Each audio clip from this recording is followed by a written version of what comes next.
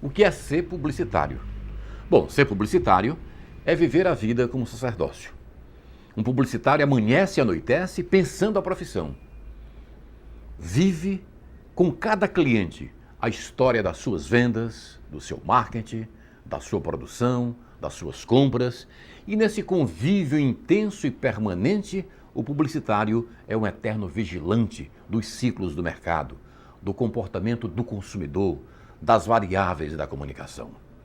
Mas um bom publicitário mesmo é, antes de tudo, um bom aluno. Um bom aluno que se alimenta da sabedoria do seu maior mestre, que na verdade é o consumidor.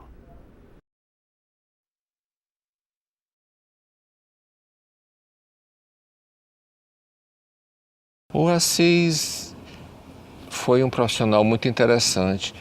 Ele reforçou muito o varejo, né? Ele não tinha, digamos assim, pudores em fazer varejo. Outras agências sempre faziam um varejo muito, digamos, muito bem comportado, muito quieto, muito que não respondia às expectativas dos anunciantes. E o Assis não tinha esse problema, né? Ele, às vezes, ele mesmo ia ser o garoto propaganda de algumas empresas. Ele e o Tarcísio Tavares não tinham problemas em se apropriar de bordões de grandes empresas nacionais, Barato Todo Dia, que era das Casas da Banha, do Rio de Janeiro. Então, acho que, sabe, eram pessoas muito dispostas, que faziam tudo, que eram contatos, que eram mídias, que eram criadores, que eram apresentadores das peças no final, né? O legado que o meu pai deixou é o exemplo e a perseverança da profissão, né? Ele sempre teve um orgulho muito grande, né? E a gente aprendeu isso com ele. Eu tive a oportunidade de estar com ele pelo menos aí 24 anos trabalhando diariamente com ele. Então foram 24 anos de aprendizado muito grande. E uma coisa que eu aprendi com ele, tenho e estou levando isso para meus filhos, é o orgulho da nossa profissão, né? Os meus 2 filhos já estão trabalhando conosco, já fazem faculdade de propaganda e publicidade. Por parte de pai já é a 3ª geração, por parte de mãe já é a 4ª geração, ou seja, o bisavô dos meus filhos já tinha agência de propaganda, então eles não tiveram como fugir, né, dessa saga. Mas o legado do Assis é basicamente a mesma coisa que eu também deixo. É o orgulho, tá certo, da nossa profissão. Saber que você, ao abraçar essa profissão, você tem que abrir mão de muitas coisas.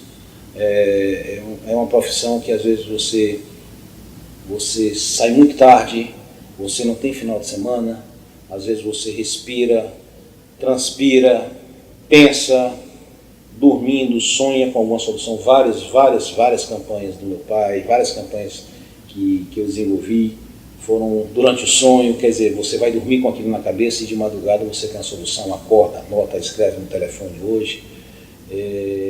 Então, esse exemplo que ele deixou, que eu queria que vocês soubessem, é abraçar essa profissão, abraçar essa carreira, mergulhem, estudem bastante, que vale a pena, né?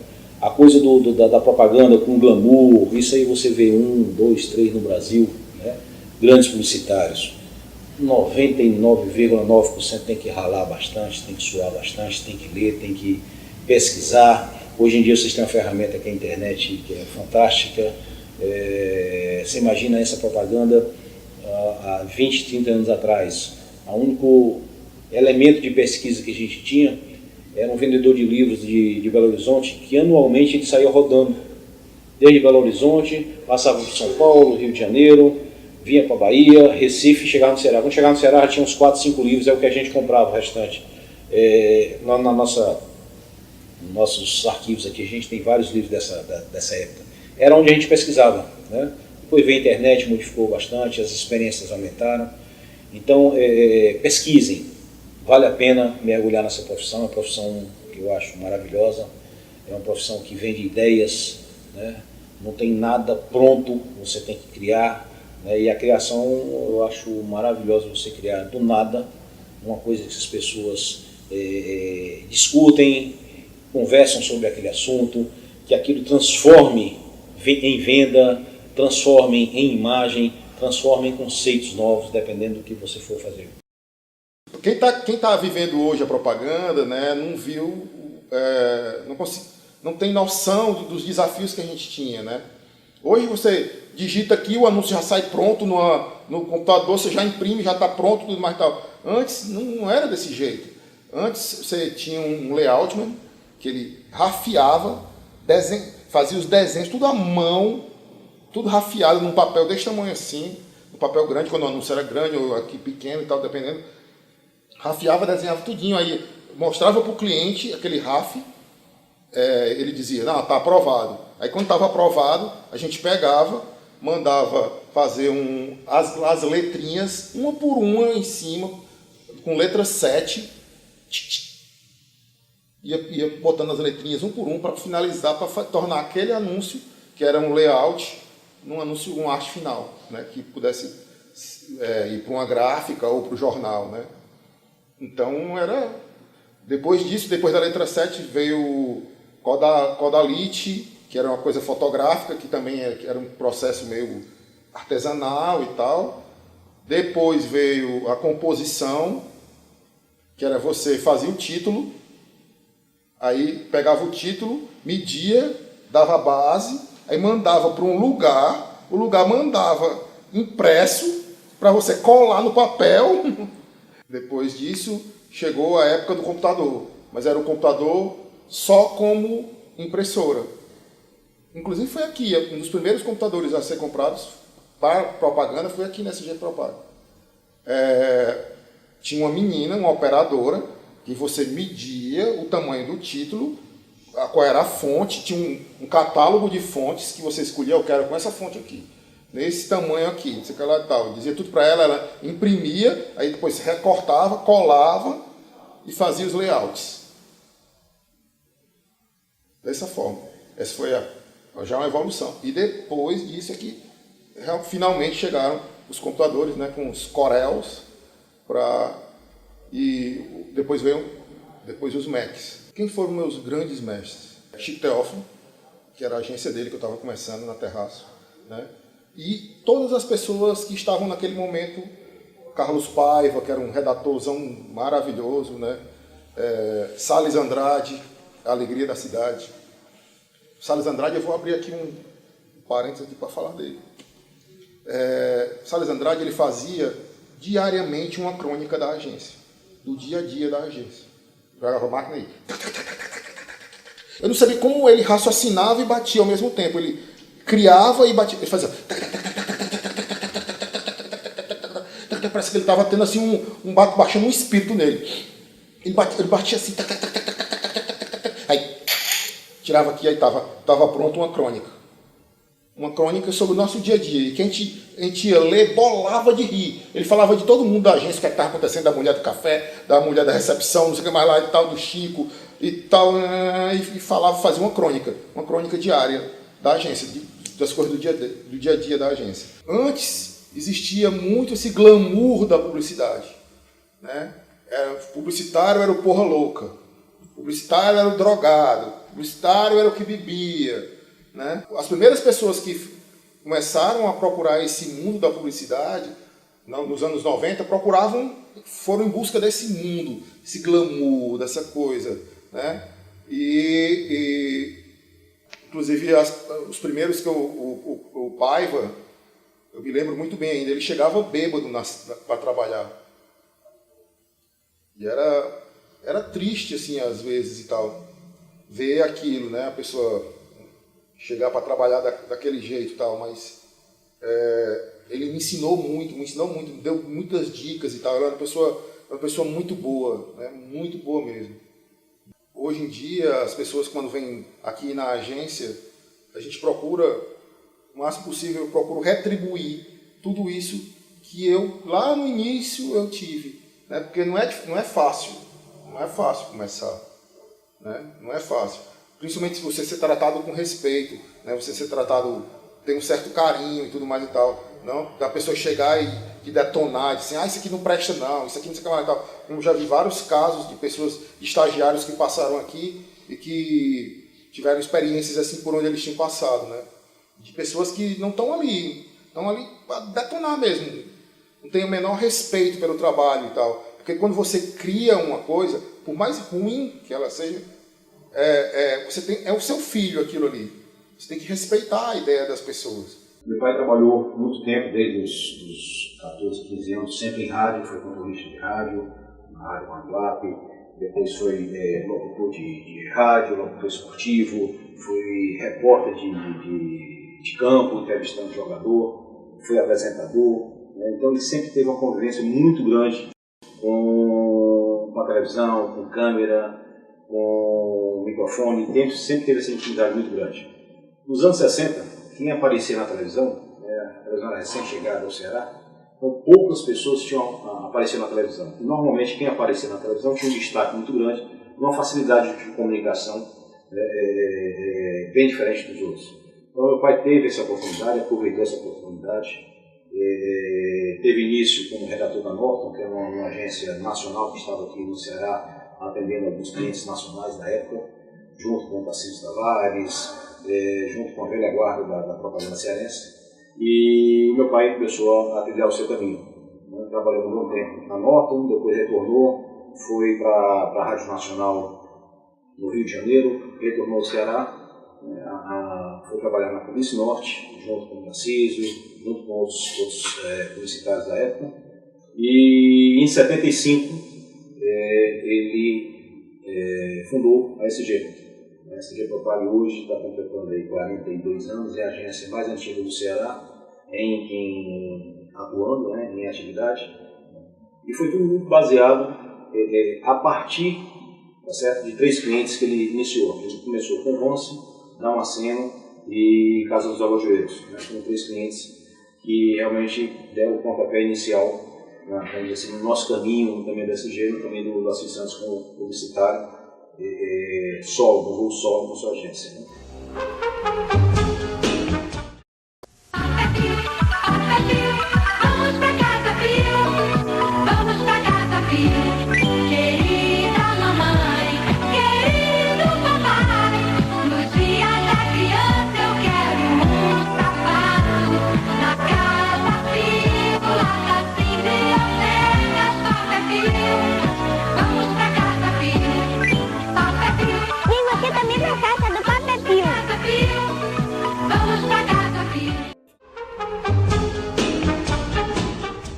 O gerente endoidou porque ele começou a perceber que os comerciais estavam um pouco criativos, que a gente tinha perdido o sotaque, que a publicidade feita aqui poderia ser feita em qualquer outra cidade do Brasil. Aí o gerente não teve outra saída. Ele realmente endoidou. Olha, eu tive sempre muito receio em relação ao curso de publicidade, mas ele tinha que ser criado de alguma forma, né? Porque a Unifor havia criado dela antes, então a Federal tinha que criar, tinha que dar uma resposta. Assim, muitas pessoas nos procuravam e a gente não tinha curso de publicidade. Mas o meu medo, a minha inquietação é porque nós não tínhamos os equipamentos, nós não tínhamos, podíamos até ter pessoas que poderiam se preparar, como se prepararam e deram conta, mas nós tínhamos assim, essas lacunas de não termos o que os estudantes precisavam ter para testar, para se profissionalizarem, para chegarem a ser profissionais. Mas terminou dando certo, né? Hoje o curso é bem avaliado. Nos anos 70 nós tivemos a implantação do offset, que trouxe uma valorização da mídia impressa, né? Dos anúncios de jornal. Todos os jornais de Fortaleza passaram a ter uma melhor qualidade de impressão. Também a televisão ganha cor. Era um período autoritário, mas o período autoritário não chegou a censurar as agências, não foi para dentro das agências como foi para dentro dos jornais. Na década de 80 a gente tem a redemocratização, talvez seja o fato mais marcante, né? E nós tivemos também com a Constituição de 1988 uma possibilidade de uma mídia regional, não apenas essa mídia centrada nos centros hegemônicos, essa mídia rígida, né, nos eixos hegemônicos do Brasil. Nos anos 90 a gente vai viver um momento, nem sei bem, acho que para mim os anos 90 não tem muito assim uma cara definida. E nos anos 2000 a gente vem com essa expectativa de internet, vem com novas mídias, com novas tecnologias, e a publicidade vai se beneficiar muito disso tudo. Então, o Nazareno, ele entrou como a marca do Nazareno e do Rubens, eles entraram como uma proposta de uma agência que faria campanhas bem cuidadas, bem profissional, mas eles tiveram a sensibilidade de adoção da chamada linguagem cearense. Então, eles souberam dar uma guinada num determinado momento. Depois a agência começou a perder espaço, começou a perder contas, não sei bem, são questões empresariais, são questões de gerenciamento, às vezes são questões que passam por tantos aspectos que a gente não tem como dar conta deles. Mas assim, a marca, bem como a escala publicidade, serão sempre duas balizas, dois momentos muito importantes da publicidade no Ceará. A gente está falando das nossas formações aí, né, dos caras responsáveis por fazer esse mercado, que a gente tem a responsabilidade hoje de continuá-lo. São esses caras que formaram o mercado, são os formadores desse mercado, né? O Nazareno, eu acho o Nazareno um cara fantástico, aprendi demais com o Nazareno. O Nazareno, ele sempre pensou grande, né? E a agência que ele fez desde o início foi grande. Então, e ele aplicava essa leitura a cada peça. Isso eu aprendi com ele, acho que o Andrei também aprendeu isso bem com ele. Cada peça pode ser bem interessante, você pode fazer muito bem, você pode ganhar um prêmio importante com uma peça muito simples. Seja um panfleto, seja um anúncio pequeno, né? Seja um mero spot de rádio que vai rodar um mês. Ele tinha essa pegada de ser grande em tudo que faz. Nós temos tudo para ter uma propaganda diferente, né? Nós temos um sotaque, como eu falei, mas mais do que sotaque, não estou defendendo folclore, nós temos uma visão de mundo, nós temos uma luz, nós temos cores, nós temos um jeito de ser. Então, acho que tudo isso poderia estar na publicidade cearense, esteve durante algum tempo, não está mais. Cara, eu acho que tem uma coisa que você vê eu não diria só na propaganda do Ceará, mas você vê em mercados regionais, seja ele nordestino, brasileiro ou americano. Mas em mercados regionais você tem a coisa eu acho que a simplicidade é um caminho universal para boa ideia, para boa solução, né? E exatamente porque a gente não tem muitos recursos, eu estou falando de um estado que é 2% do PIB do Brasil, né? Então, assim, a simplicidade da ideia está a genialidade dela. Pelo contato que a gente tem aqui com o que é feito ao redor do mundo, isso já foi muito bem absorvido pela comunicação daqui. Eu acho que tem uma mescla interessante do que é feito no macro para a gente utilizar o nosso sotaque no micro, entendeu? A publicidade cearense, ela tem uma carinha própria, sabe? Ela sabe utilizar coisas bacanas de fora, mas sempre tem aquele jeitinho nosso cearense, que é bem incutido no sotaque da comunicação.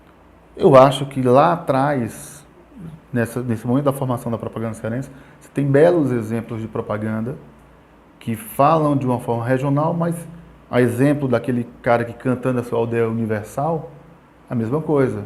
Ao olhar para o umbigo, ele consegue mostrar que o umbigo pode ser do tamanho do mundo, né? Enquanto linguagem, né?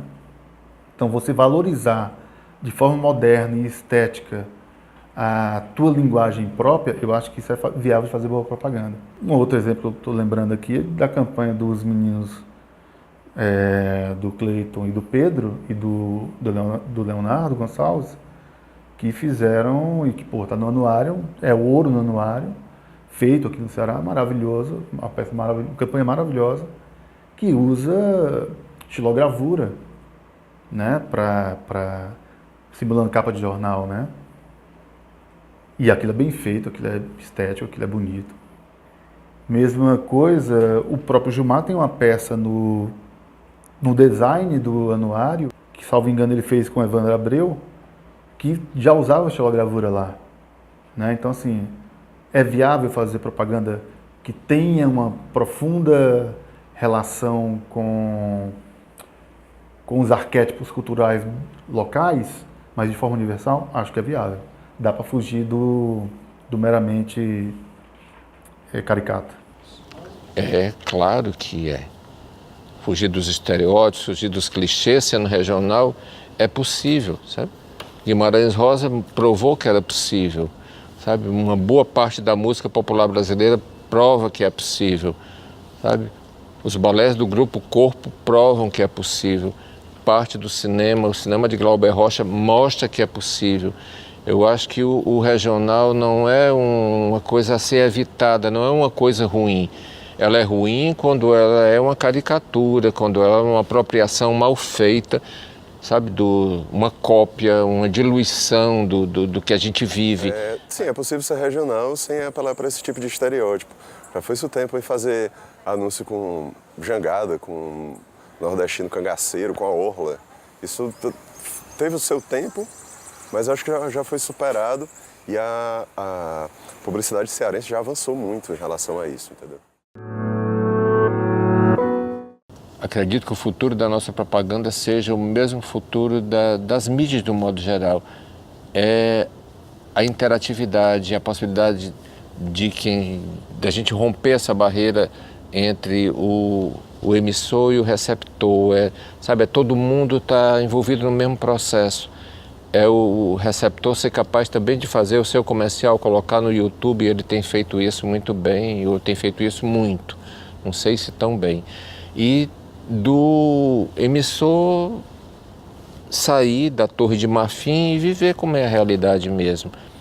Eu digo sempre que eu fui um publicitário que tive carro, tudo, mas eu sempre fui um publicitário que nunca abri mão de andar de ônibus, de saber como as pessoas falavam, o que é que elas queriam, sentir o cheiro delas. Eu acho que a gente não pode se dissociar da realidade onde a gente vive. E a realidade onde a gente vive, ela melhorou um pouco, mas ela ainda é muito perversa. Nós temos ainda uma linha de miséria muito grande no Brasil e no Ceará. Nós temos, assim, muitas pessoas que não têm acesso à informação, que não, sabe, então, que não têm acesso também aos bens de consumo. E se a gente não souber o que é que elas querem, como é que elas querem, se a gente não olhar nos olhos dela, se a gente ficar com os carros blindados, se a gente ficar nas torres, nas coberturas e tudo, a gente vai perder essa possibilidade desse contato, desse link com essas pessoas. Sem demagogia e sem frescura, eu acho que a gente tem que estar perto delas.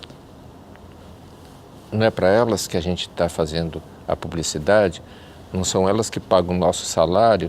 Por que a gente vai rejeitá-las porque elas são feias? Porque elas cheiram mal, porque elas têm pano branco, porque elas não têm dentes? Não, elas são o espelho que reflete o que nós somos. Nós somos essas pessoas que às vezes a gente recusa. Eu acho que eu fui uma pessoa que passei, deixei algumas marcas, mas nem todo mundo se lembra mais de mim. Eu acho que vai ser bom. Agora eu vou estar nesse documentário, então olha, ele está vivo ainda, ele está bem, ainda está dizendo besteira. Mas o que é que eu fiz foi isso. O que é que eu vou fazer? Pretendo fazer muita coisa ainda, eu tenho muitos projetos. São eles que me mantêm vivo. No dia em que eu abrir mão deles, eu não estarei mais aqui. Cada vez mais gente esteja sendo bem preparada para chegar ao mercado e acrescentar, que a gente está precisando. Nosso mercado ainda tem muito espaço para gente boa. É difícil, um caminho difícil, não é um caminho fácil. Acho que já ouviram falar disso muitas vezes, não só aqui no Ceará, mas em grandes entrevistas de grandes criadores nacionais e mundiais. Mas o que eu tenho para dizer para a moçada jovem aí, que está na faculdade, que está a fim de entrar em propaganda, que se dedique, que leia muito sobre isso, que exercite muito e que procure lugares interessantes, onde tenham pessoas interessantes. Além dos livros e da técnica que você pode aprender em faculdade, acho que tem uma coisa interessante que é o convívio com as pessoas e o que você consegue ler dessas trajetórias que estão aí? Não, que eles continuem sendo instigantes, continuem, sabe, sendo criativos, continuem sendo teimosos. Eu acho que a teimosia é que move o mundo.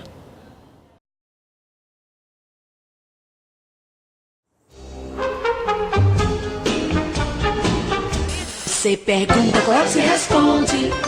Continuamos só dando. O amigo até a Policar procuraram o George e foram prontamente atendidos. Quando o sujinho saiu...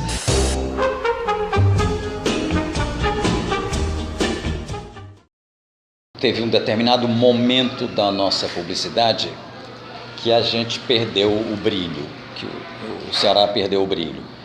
Não sinto que aí pelo final dos anos 90 houve a crise econômica do governo FHC, se abateu violentamente sobre as economias das agências, a marca e propaganda sofreu um impacto violentíssimo no governo FHC. Nesse cenário aí, quando veio a crise do real, vamos chamar, né, em que muitas lojas de varejo fecharam, né, a crise do dólar, a crise cambial, isso fez com que houvesse um desarme no mercado local. Houve um desarme muito forte. E essa desarrumação, né, que afetou a economia brasileira como um todo, desarrumou a marca. Foi a base do desajuste estrutural da marca e propaganda no final dos anos 90. Com esse rearranjo, o rearranjo ele não foi superado, né? Isso é como se tivesse havido uma grande guerra e o que sobrou da guerra, um estava sem perna, outro sem braço, outro sem um olho. Então, essa guerra que aconteceu, né, desequilibrou, desestruturou essas agências. O resultado foi uma reorganização atomizada, né? Então começaram a despontar agências boutique, aqui, outra boutique ali, outra agência pequena ali, outra, enfim. E também, ao lado disso, dessa atomização, que não inspirava confiança nas grandes empresas, principalmente do varejo, resultou também no surgimento de muitas houses, né? Muitas agências house. Nos anos 2000, nós já tínhamos uma certa publicidade, vamos chamar mais racional, né? Menos com um olhar só criativo e com um olhar também do marketing e quase que ninando a mídia digital, né? O começo dos anos 2000 era mais ou menos isso, começando a mídia digital, né? E essas agências que estavam do pessoal saindo dos cursos de universidade, então uma visão além da criação, uma visão também de planejamento. Isto está, digamos, sedimentado no mercado como um todo. Acho que hoje nós temos as agências mais, embora menores, mais inteligentes do que as agências dos anos 70, 80, 90. Eu considero agências mais inteligentes, mas não são agências com, digamos que tenham uma referência, que trabalhem com referência histórica diante dos fatos, diante dos problemas, não é? Então você me ofereceu essa água mineral e vamos ter ela como exemplo, não é? Se eu não souber qual é a história da água mineral, né? Se eu não souber quais são as grandes marcas e referências mundiais, o que é uma água alcalina e o que é uma água menos alcalina, ou seja, se eu não tiver um pensamento de pesquisa e for direto, vou vender água, isso aqui é para quem tem sede, você está morto, você não vai criar uma boa campanha.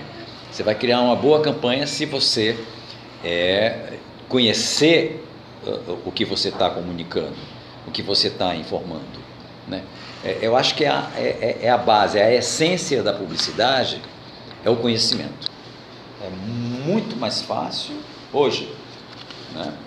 Porque antes você não tinha uma internet, um Googlezinho para estar lhe ajudando, né? Você tinha de ir aqui no livro e aprendendo com as pessoas, pesquisando. Você não fazia uma publicidade nos anos 80, digamos, sobre moda, sem conversar com um estilista. Era impossível um publicitário fazer uma moda sem conversar com o estilista. Hoje é o publicitário e o produtor, porque o restante ele vai buscar no Google. O restante ele vai buscar no Google, né? Então, eu acho que está tudo muito disponível. Está tudo muito disponível. É tomar cuidado para não se afastar da cultura. A comunicação digital. Qual o grau de eficiência da comunicação digital? Para mim, a comunicação digital, ela requer muitos cuidados. Muitos cuidados. Porque antes da mídia digital, o pensador já tinha soltado um aforisma, né? Em cada cabeça uma sentença, né? Antigamente se dizia, em cada cabeça uma sentença. Na mídia digital é a mesma coisa, né?